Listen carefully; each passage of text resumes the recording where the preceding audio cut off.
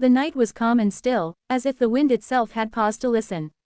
Under the wide, starlit sky of the American frontier, the crackling fire cast gentle shadows on the rugged faces of a small camp.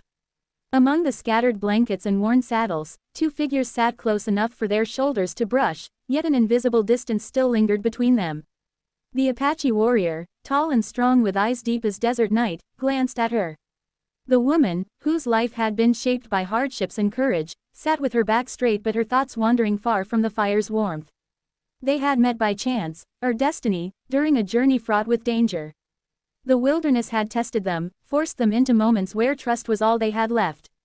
Together, they had survived storms, long days in the sun, and the silent threat of uncertainty that followed every step.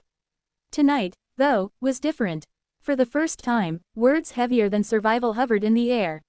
He watched her face in the flickering glow, trying to read every unspoken emotion. She looked at the dancing flames, her breath steady but her heart racing like a wild Mustang. Finally, after what felt like an eternity of silence, he leaned slightly forward. His voice, usually calm and quiet, trembled ever so faintly, as if the words themselves were unfamiliar and dangerous. "Would it be all right if I kissed you now?" He whispered low, a prayer he'd never spoken before. The question was no ordinary request. It was a confession wrapped in vulnerability. It carried the weight of nights spent wondering what might become of them both. It was an admission that the world around them, with all its threats and harsh realities, had somehow made space for something tender and fragile. She froze, startled not by the words, but by the emotion stitched through them. She met his gaze, and for a moment, time seemed to slow. The fire crackled, but its sound receded, leaving only the quiet beating of her heart.